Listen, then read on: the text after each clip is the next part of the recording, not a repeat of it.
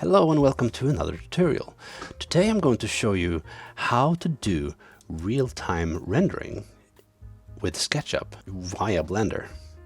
I know that sounds a bit scary, but you can get some pretty cool results if you just put in the time to learn a little bit of the basics.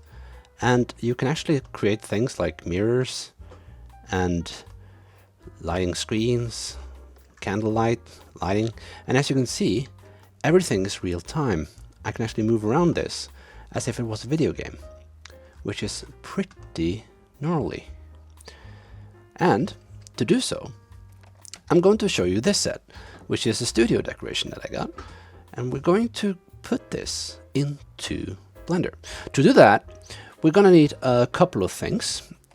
First of all, you need to download Blender. Just go to blender.org and download the latest version of Blender. And you're also going to need this SketchUp importer, which can be a bit obscure to actually find. This is a free plugin made by Red Halo Studios, so thank you Red Halo Studios for making this plugin. This makes our life a lot easier. Before, we used to import into Blender, exporting this as an open source 3D file, Collada or OBJ file. But they always had a bit of a hassle. Sometimes the textures weren't right, the axes were all off, and scaling was off. It was a big process. But now, with SketchUp importer, this goes so fast. It's unbelievable, actually. And it works perfectly. So I'm going to take this scene and import it into Blender, and then fix all the materials and put in some lighting and show you how it's done really simply, to get a result that resembles something like this, without the gadgets, of course. So what you're going to do first is just download Blender. You can press download Blender here from blender.org and install it to your computer. It's pretty simple to do. It's a simple install procedure, and that will give you the latest version of Blender. Blender is free. Then you go into Red Halo Studios and download this zip file. And then you're going to open Blender. And Blender will look something like this. It's quite confusing at first, but we're going to import our SketchUp model into this scene. So to do that, we need our SketchUp importer first. So we're going to go to Edit, Preferences, and we're going to go to Add-ons, and we're going to press the Install Add-on button. And now you simply go to where you downloaded your add-ons. There you have it, which is just a zip file, the SketchUp importer zip file. You don't need to extract it or anything. You just use the zip file and select Install Add-on. That will give you the SketchUp importer like a box like this, and it's grayed out to begin with, so you need to check it to make sure that it's working. Now, if we go to File, Import, you will see that you have your SketchUp importer ready in your import menu there. So we're going to first start off, we're just going to remove this cube here because we don't need that. So I'm just going to delete it. And we're going to take a camera and we're going to delete that too. And to import, you simply go File, Import, Import SketchUp Scene. And then you find the scene that you want to import and import SketchUp. You can use any version of SketchUp actually. And that should give you your entire scene with everything in the correct scale, with the axis on the right spots. You will also see that you have your world axis in the same place that you drew it in SketchUp, and you also get any other additional geometry that you have in the background there, so you need to delete them if you don't want them there. What you also have is your cameras. All the cameras here are actually your scenes that you've created. So I can select a camera like this, and I can right click and set as active camera, and I will go into that scene view which I created in SketchUp, which is pretty cool. So if I right click on these cameras, I can just select set active view, and I will go to that scene. But you're wondering, well, where did all your materials go?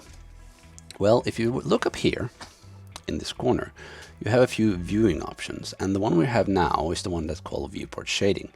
You also have one that is called that has a viewport shading, but with materials and with a general HDR lighting that you can also set to different settings here. And we also have the last one, which is actually a rendering. And as you can see, I already have one light here, and this is what is called the cycles rendering engine. And if I take that light which is somewhere around here. There it is.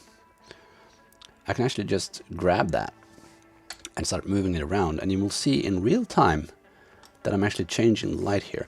But it's not quite real time, because you have like this rendering option which has like this cornering effect, and that's because this is a cycles engine, which is a lot more precise.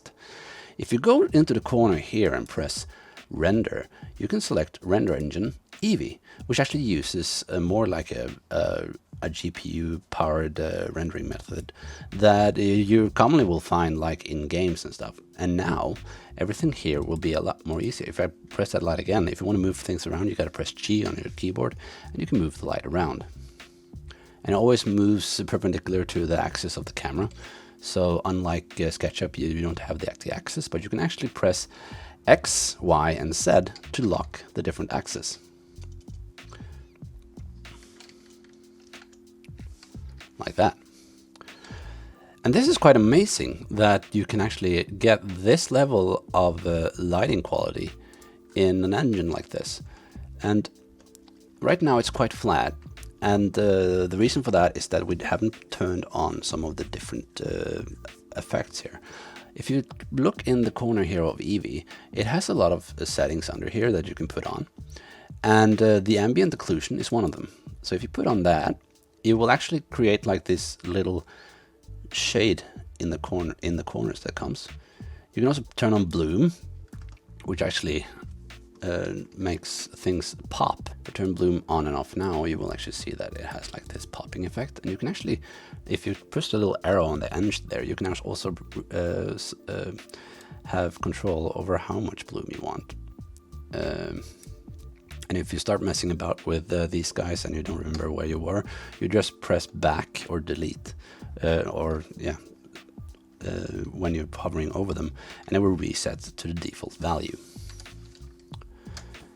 You also have something called a screen space reflection, which actually creates like this reflection probe.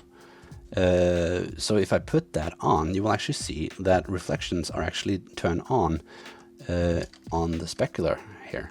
And all materials from SketchUp has like this light specular when you create it. So you can see that now the floor has like this reflection. And you can also turn on motion blur if you want to make animations. And there's a bunch of different things here we can do, like depth of field and stuff like that. But I'm not going to go into them. What we're going to focus on right now is just lighting and textures. So if we take a look at this floor here, for example, if I select that floor, I can press the little button here in the corner. And that will give me the material aspects of this. And this is a surface that doesn't use any nodes, but I have like different sliders there that I can pull back and forth. So if I take the roughness down, you will actually see that it creates like this mirror effect. I can pull it all the way up and it's almost like a perfect mirror. But the mirror only works when I'm looking at it at an angle. It's not a reflection like a mirror or something. Then you have to do a different process. If you want to reset again, just press back on your settings here and it should go back to normal. So you can play around with roughness until you're happy with the specular there. And this would take hours using a render engine, just going back and forth and trying to find the right amount of texture, shine and stuff. It takes a second here. And then we have like these boxes in the background which are supposed to glow. And if I select that, you can see that on my material selector I have more materials here because this object has more materials on it. So if I press the light here, which is our light, you can see that the use node is blue. That means that I'm actually using nodes for this. And to see what that is, you have to go into the tab, if I just press this, called shading. And that gives you this scary little window. But don't worry, it's not as scary as it looks. You have like this flow chart in the bottom here that you can zoom in and out of. And if you pull them apart, I don't know why they're stacked on top of each other, you can actually see how they're connected. So this is a node, which is our image, which is connected to the base color, which is the color we have on the front here. And we created like this fake light effect in SketchUp. And it just outputs that as a general image. No more than that. So and here you also have the same things like specular and roughness and stuff like that. But you also have something called emission and emission strength. So if I pull this up, it won't really have an effect because the emission is black. So if I take this color and put it into the emission, and the key here is look for the colors. If this is yellow, it can go into any node that is yellow. If it's gray, it can go into any node that is gray. So right now I need to take this color and put that into emission. There we go. Now it's a big ass light. And you can pull this back and forth until you're happy with the amount of emission you want. But I think something like that is nice. And now those boxes are actually glowing. Cool, huh? So if I now pull this emission strength up a bit, you can see that all of them are glowing. So it also retains the same material on everything. I also have this light under the floor here, which is right now a flat image that doesn't have any effect. And go to the same thing here, go to materials and select that gradient. And here we have the same flowchart. I'm just going to move this image over so I can actually see what I'm doing. Put the color into emission and then take the strength up until I'm happy with the results. I'm going to pull this over to the side. I'm going to put this color into emission. And now the boxes are glowing as well. So you have this little thing which is also supposed to glow. And this doesn't use nodes. And to simply use nodes, just click on that use nodes. And then we're going to take the emission and make that white. And just give it a bit of color, like that. I'm going to select the color. And I'm going to take the emission strength up until they also glow. And you can say that this is quite extreme. It looks like there's something wrong with my lens. I can actually go back now to layout, so I get a big picture. And I can go into the render settings, which are here, the little camera there. And I can actually play around with these guys until I'm happy with the results. So we can take down like the size of it, because we don't need them to be like that much. I also have a screen here, which we're supposed to have an image on it, but that's gone. Well, that is there, but it's not on the screen for some strange reason. So then I'm going to go into edit mode, and edit mode is just simply pressing tab on your keyboard, and you get into this where you can actually select the different planes. And I'm going to select my image here, and I'm going to assign that to that board. If it still doesn't work, I'm going to go to UV settings, which is up here, where I actually get to place my material correctly. That's what the UV stands for. So what I'm going to do now is I'm just going to press the little button up here, which is called UV. And I'm going to select unwrap. And there we go. On the side here, you can actually see how that image is going to be placed on my board here. I can also select this so I can actually see what's happening. You know, with the different render modes up in the corner here. I don't know why that is on default by shading, because you need like the viewport shading to actually see things. So here I can actually move this about with using G. I can move the image around. I can also use S to scale it. And I can use R to rotate it. And I can also, like in SketchUp, press in the amount I want to rotate it. So I can press 90 and press enter. And then I rotate it at 90 degrees. And then I can scale this to fit my my logo here. And then I can G, grab it and place it in the correct space. And now we're going to do the same thing here, move the image over here, and I'm going to press this color and put that into emission. And now my screen is glowing, and I can pull that back and forth until I'm happy with the result there. Cool. But so far, this looks good. And if I go back to this third option up here, which is the viewport shading, I can go back to the settings without the HDR globe, which is shining over on this end. But if you want to create your own HDR map like we have here, you can simply do that also using textures here in the flowchart. And using, if you go here to object, you can go to world. And here we have the background, which is used in our world setting here. And if I then go up here to rendering, I can actually affect the amount of ambience I want by moving this back and forth. And let me just zoom out again. But you can also use your own HDR like you do in other render engines in SketchUp. You can also use here. I'm actually going to put this to 1. And so we're going to go here to add, and here is a bunch of nodes that you can add, and it's going to be very confusing.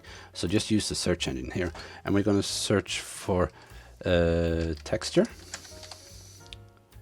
I'm actually going to search for environment texture. Two different ones, texture image and environment texture. Environment texture is where you're actually going to put your HDR files. So I'm just going to open, and I'm going to go to any HDR file that you downloaded. You can go to HDR Heaven and find your own, and HDRI. And here I have a few HDR files which I downloaded from the internet, and they're simply spherical images that are taken in a really high resolution and in 32 bits. So you have like all the color, the light information that you need. And usually when I'm lighting a scene like this, it doesn't have, it's just supposed to be an interior, I actually use clouded, overcast skies. And then I can put this and put that into my color here, and that will actually give me that HDRI. So now I can use this, and it has like more of a general overcast vibe to it, so it will be like more like general lighting. And you can select the strength that you want here. You don't have to use an HDRI, but if you're creating like an interior or a scene somewhere, it's really helpful just to get the general lighting system up there. And then we have lights. So I'm gonna go into layout again here, and we're gonna create some lights. Here in the corner you have something called the 3D cursor, and that is where you want things to be placed. So now that I've selected the 3D cursor, I can actually place that in the three-dimensional space, and it will actually place to the nearest geometry. So if I, for example, want to create a light that is supposed to light down here, I will select the edge of my studio here, and then I will go add, and we're gonna go to lights, and I'm gonna create a spotlight. So here is my spotlight, and by general it's gonna point right down, so I'm gonna grab this little guy, and I'm gonna point it at my people here. There we go. So if I go up here, I can actually turn off the world lights, and I can turn and I can take this strength all the way down, so I just have like the light, and you can see the lights in my emission textures are actually doing their jobs too. And we can pull up the power quite a bit actually. I think it's like 10,000. And then you can start seeing some effects there. Let's go 20,000. So you can take these settings here, put the power up a lot so you can actually see it, and then move the size about. You can do the radius of the light source, which is something else. And you can turn the shadows on and off if you want. Blend. Oh, there we go. That's the fall off, the blend size. So I can take that down if I want it like this, like typical studios. You can't really see it, can you? It's really dark. 60,000. I don't know why I have to go so high, but now you can actually see the effect there. The blend here, you can move that back and forth to actually have like this softer box on our shadow, which we want now in this case. And then if I want to make a copy of this, I can simply use my select tool again up here, select that light, and I can press Control D, Shift D, I mean, to create a duplicate. And I can move that over here, and then I can take this guy, and I can point at these guys instead. So now they have a lighting. So that's good. And then I can go Shift D again and make a copy of this time this way. And I can point it from the back side here. So this is a 3-point lighting system. So I'm going to grab this, put it out there to encompass the whole scene. And we're gonna do like the blending really soft. I'm gonna give this like a blue tint, or like something like that, I think.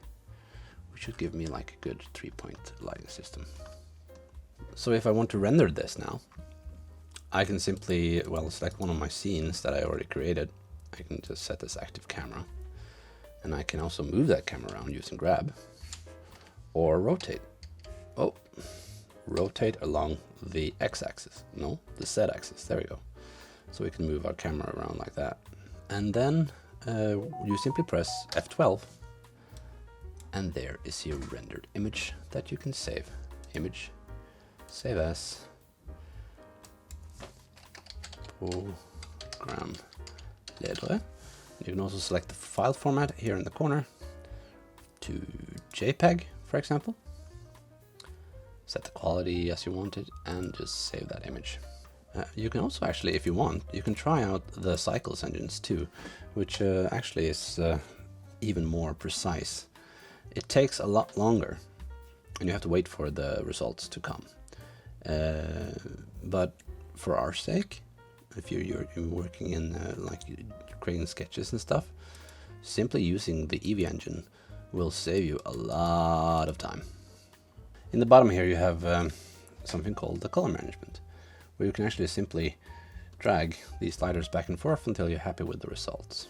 And also, if you want to select the image quality, you have to press the button right here, which is the output properties here.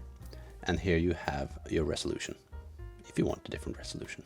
I'm going to take this up to 380/40 by 2160. There we go. And then I'm going to render again, F12. And we're going to get an even bigger, nicer image. Image, save. And I'm going to replace the one that I already have there. Press JPEG and save image. It's that easy.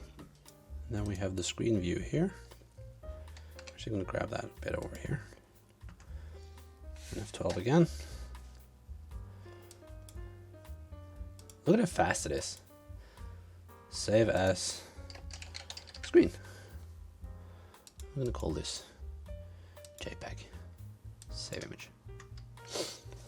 So that's how you use SketchUp with Blender. Thank you guys so much for watching. Remember to like this video if you liked it, subscribe if you want to, and I guess I will talk to you next time.